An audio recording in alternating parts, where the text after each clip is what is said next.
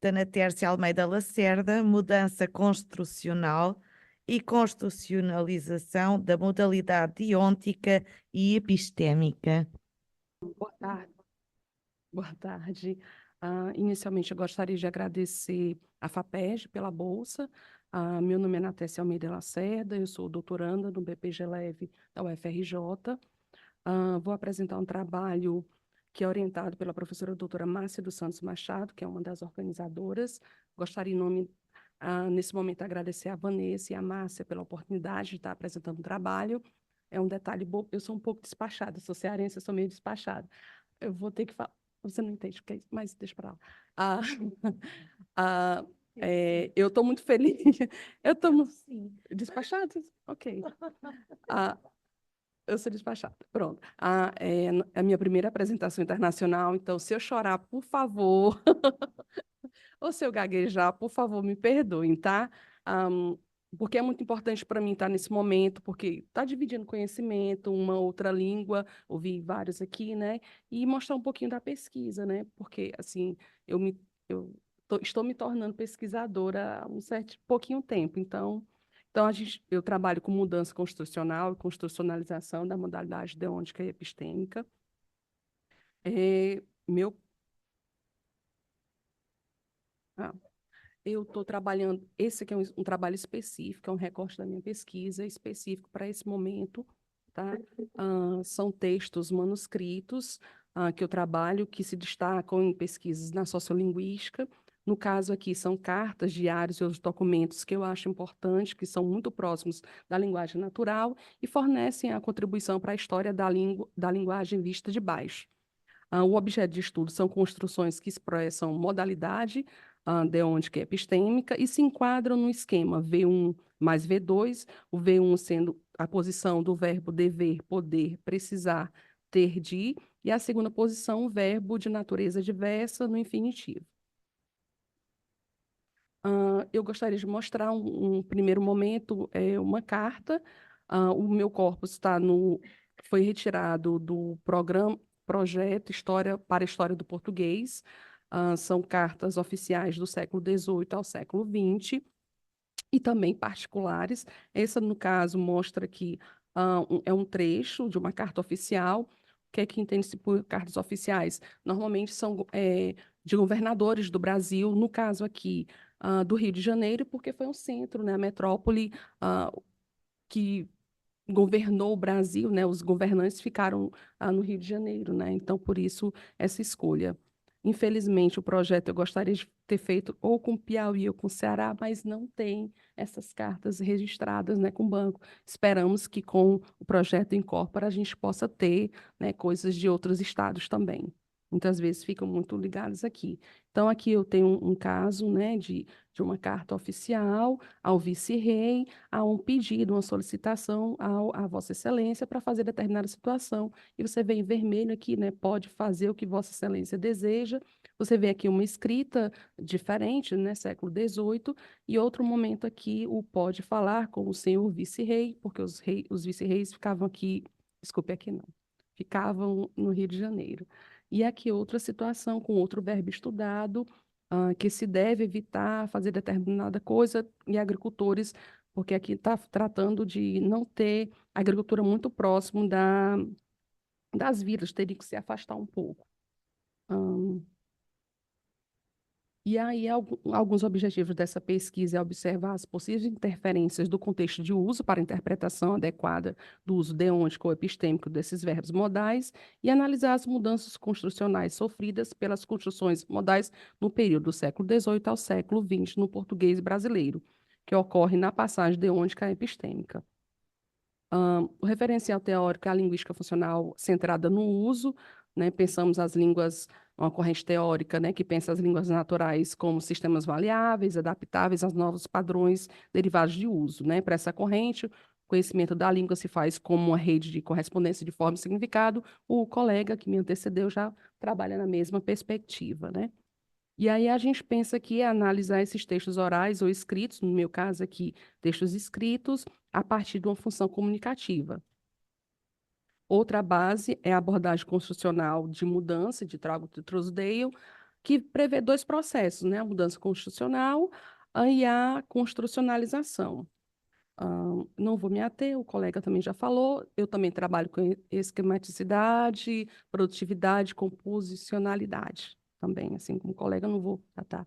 E aí a modalidade, a gente traz aqui uma ideia do que seria a modalidade, né, que é uma categoria linguística que se manifesta por meios prosódicos, lexicais, gramaticais, e representa a atitude do falante em relação ao que ele diz. Dessa forma, a modalidade se refere ao como se diz o que se diz.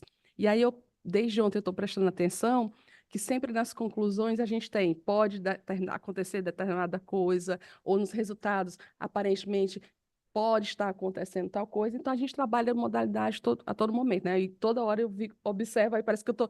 Acho que eu vou pegar o corpus também desse momento aqui, a gente também pode analisar, né? Se é mais deôntico ou epistêmico. Me parece que a gente trabalha aqui, né, atual, com o epistêmico, né? E aí os modalizadores epistêmicos se relacionam ao comprometimento, ao engajamento do locutor em relação ao seu enunciado e o grau de certeza que ele tem em relação ao que é dito. Já os deônticos estariam ligados ao grau de imperatividade ou facultabilidade atribuídos ao conteúdo da proposição. A metodologia é um estudo diacrônico, como eu já falei, é um corpora do projeto para a História do Português, que foi feito com vários professores da UFRJ, um corpus conhecido. São cartas manuscritas oficiais particulares, do Rio de Janeiro específico, tem de outros lugares, mas para fazer uma coleta mais simples para esse trabalho, eu escolhi do Rio.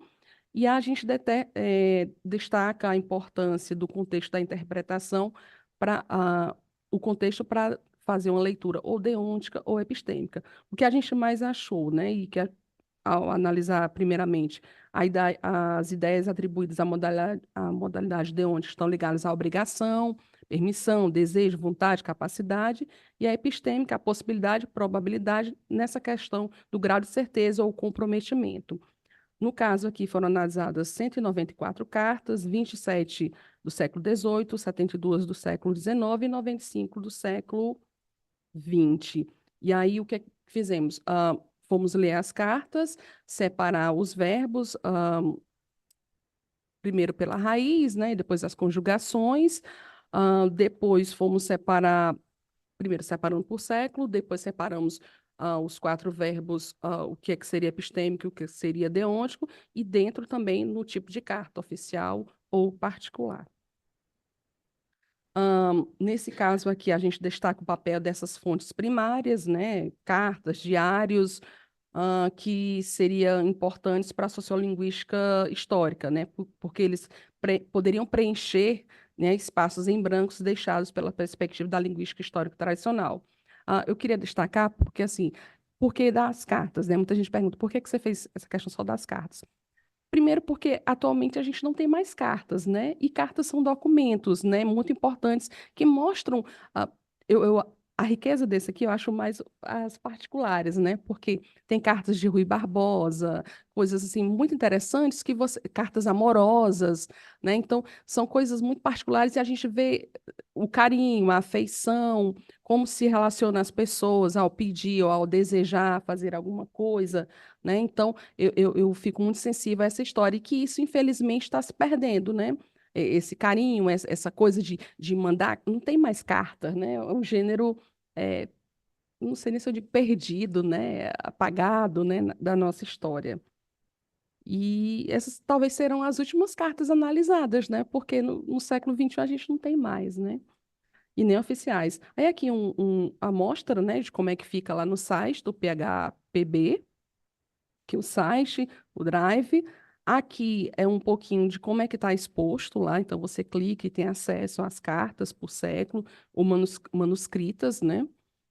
Todas manuscritas, e lá é digitado, no caso, já nos ajuda. Aqui os tipos de cartas, né? Correspondências, questões institucionais privadas, as da esfera pública, ligada muito à administração do Rio de Janeiro, ou no século XVIII, XIX ou XX. E aqui, novamente, mostra um pouquinho, são muitas cartas de comerciantes, de pessoas ilustres, pessoas importantes, porque também isso mostra também quem era a cultura letrada do Rio de Janeiro do século XVIII e XIX e 20, né? 20 você já tem escola, já tem muita coisa, mas 18 e 19 você não tem.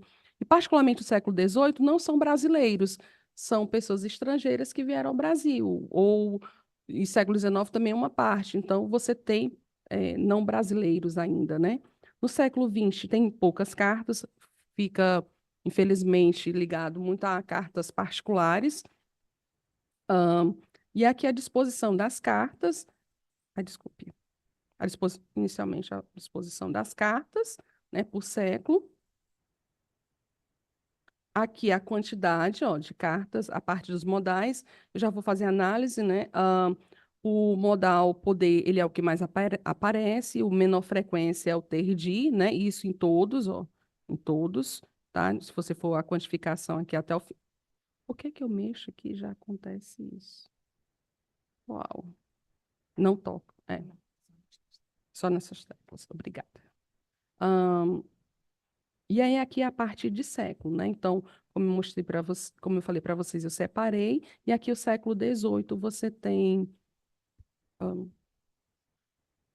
a quantidade de cartas. Eu queria só mostrar a quantidade, o que aparece mais são nas cartas oficiais, e nas cartas particulares já não tem muito.